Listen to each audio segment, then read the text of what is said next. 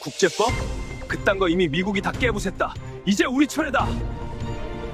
지금 중국 웨이보에서 가장 뜨겁게 타오르고 있는 게시물입니다.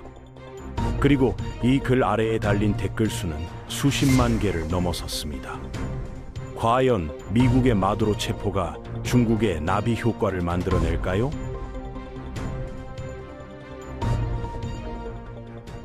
트럼프가 베네수엘라를 향해 군사적 압박을 가하자 중국 온라인 공간이 순식간에 뒤집혔습니다. 미국이 먼저 국제법을 무시했으니 이제 중국도 대만을 공격해도 된다는 논리가 폭발적으로 확산되기 시작한 겁니다. 단순한 댓글 몇 개가 아닙니다. 수백만 명이 이 주장에 동조하고 공유하고 더 과격한 발언들을 쏟아내고 있습니다. 마치 내일이라도 전쟁이 시작될 것처럼 중국 SNS는 전쟁 열기로 들끓고 있습니다. 대체 무슨 일이 벌어지고 있는 걸까요? 오늘은 중국 온라인을 뒤덮은 이 위험한 주장의 실체를 파헤쳐 보겠습니다. 사건의 발단은 간단합니다. 트럼프 행정부가 베네수엘라 마두로 정권에 대한 체포 작전을 공공연히 언급하며 군사적 옵션을 거론했습니다. 주권 국가의 정권을 직접 타겟으로 삼은 행동이었고 국제법상으로 명백한 논란거리였죠. 중국 외교부는 즉각 주권 침해라며 공식 성명을 냈습니다. 그런데 중국 네티즌들의 반응은 정부와 완전히 달랐습니다. 외교부는 미국을 비난했지만 온라인 공간에서는 오히려 이거 우리한테 기회 아니냐는 분위기가 형성된 겁니다. 웨이보에 올라온 한 게시물이 모든 것을 바꿔놓았습니다. 트럼프가 완벽한 선례를 만들어줬다. 베네수엘라에 군대를 보내 마두로를 체포하겠다고 공언했으니 이제 중국도 대만에 군대를 보내 라이칭더를 체포할 수 있다는 명분을 얻었다는 내용이었습니다. 이 게시물에 달린 좋아요 수는 삽시간에 50만을 돌파했고 공유와 리트윗은 계속해서 증가했습니다. 그런데 진짜 무서운 건 따로 있었습니다. 바로 댓글창이었죠. 댓글들을 하나하나 읽다 보면 등골이 오싹해집니다. 미국이 국제법을 휴지 조각으로 만들었는데 왜 우리만 지켜야 하냐는 댓글이 3만 개가 넘는 좋아요를 받았습니다.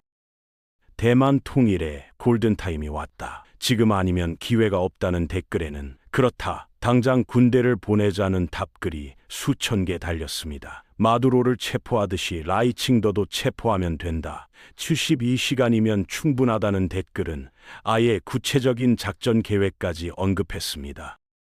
미국이 선빵 날렸으니 우리도 때려도 된다. 이게 바로 국제정치의 현실이라는 댓글도 엄청난 호응을 얻었죠. 더 충격적인 건 이런 댓글들이 단순히 분노의 표출이 아니라 일종의 논리적 정당화를 시도하고 있다는 점입니다. 국제법은 강자가 만든 규칙이다. 미국이 그 규칙을 깼으니 이제 규칙 자체가 무효다라는 댓글이 있었습니다.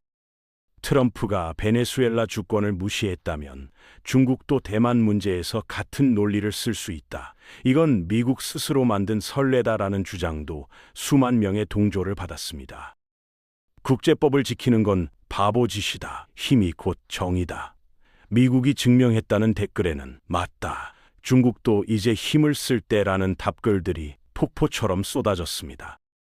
한 네티즌은 아예 가상의 시나리오를 작성해서 올렸습니다. 1단계 대만 주변 해상 봉쇄, 2단계 통신망 마비, 3단계 주요 지도부 타겟 제거, 4단계 라이칭더 체포. 트럼프가 보여준 대로 하면 된다는 내용이었는데 이 게시물에도 수십만 명이 반응했습니다. 댓글에는 완벽한 계획이다. 이제 실행만 남았다. 미국이 허락증을 내줬다는 식의 발언들이 가득했습니다. 어떤 이는 미국이 국제법을 무시한 순간 대만 독립화의 운명도 결정됐다. 이제 시간 문제일 뿐이라며 마치 전쟁이 확정된 것처럼 말했습니다. 특히 젊은 세대 네티즌들 사이에서 이런 주장이 폭발적으로 확산됐습니다. 미국이 먼저 규칙을 깼으니 우리도 깰 수 있다는 이른바 거울 논리가 급속도로 힘을 얻고 있는 겁니다. 국제법은 지키는 사람만 손해다. 미국이 그걸 증명했다는 댓글이 10만 개가 넘는 좋아요를 받았습니다. 트럼프는 우리의 영웅이다. 중국이 대만을 공격해도 된다는 명분을 만들어줬다는 과격한 발언도 나왔습니다. 심지어 이제 국제법이 아니라 국제력이 중요하다. 힘으로 말하는 시대가 왔다며 노골적으로 무력 사용을 옹호하는 글들이 상위권을 차지했습니다.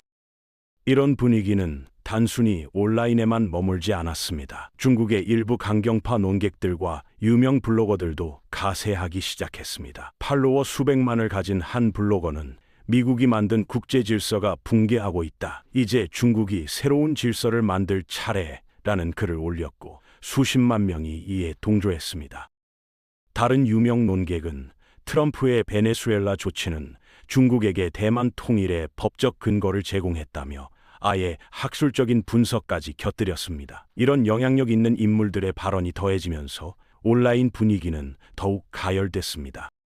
댓글창을 계속 들여다보면 전쟁이 마치 내일 당장 시작될 것 같은 착각이 듭니다. 준비는 이미 끝났다. 이제 명령만 기다린다는 댓글. 대만은 72시간 안에 함락될 것이라는 예측. 라이칭더는 곧 체포될 운명이라는 단언. 이런 발언들이 수십만, 수백만 명의 지지를 받으며 계속해서 재생산되고 있습니다.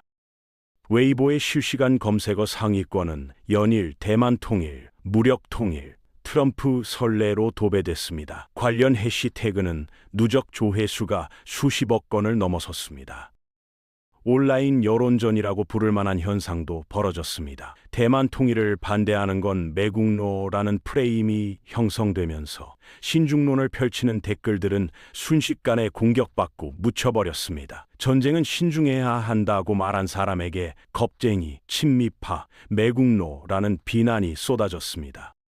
경제적 피해를 고려해야 한다는 의견에는 돈이 영토보다 중요하냐는 반박이 달렸고 국제 여론을 생각해야 한다는 주장에는 미국도 무시하는데 왜 우리만 신경 쓰냐는 댓글이 붙었습니다. 이런 식으로 반대 의견은 철저히 억압되고 강경론만 살아남는 구조가 만들어진 겁니다. SNS 알고리즘은 이런 분위기를 더욱 증폭시켰습니다. 자극적이고 과격한 글일수록 더 많은 클릭과 공유를 얻었고 알고리즘은 그런 콘텐츠를 더 많은 사람들에게 노출시켰습니다. 결과적으로 온건하고 신중한 의견은 점점 뒤로 밀려났고 당장 대만을 공격하자는 목소리만 커졌습니다. 이런 메커니즘이 작동하면서 마치 중국 전체가 전쟁을 원하는 것 같은 착시 현상이 발생했습니다. 웨이보를 보면 모든 중국인이 대만 침공을 원한다고 믿을 수밖에 없는 상황이 된 겁니다. 일부 극단적인 사례들도 등장했습니다. 어떤 네티즌은 대만 지도를 불태우는 영상을 올리며 곧 현실이 될 것이라고 썼고 이 영상이 수백만 뷰를 기록했습니다. 다른 이는 군복을 입은 사진과 함께 명령만 떨어지면 바로 출동하겠다는 글을 올렸고 수만 개의 좋아요를 받았습니다.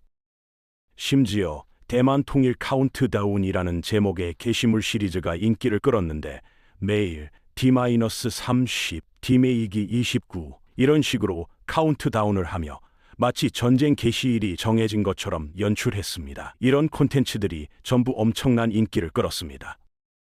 밈과 패러디도 등장했습니다. 트럼프 얼굴에 대만 통일의 은인이라는 글자를 합성한 이미지가 수백만 번 공유됐습니다.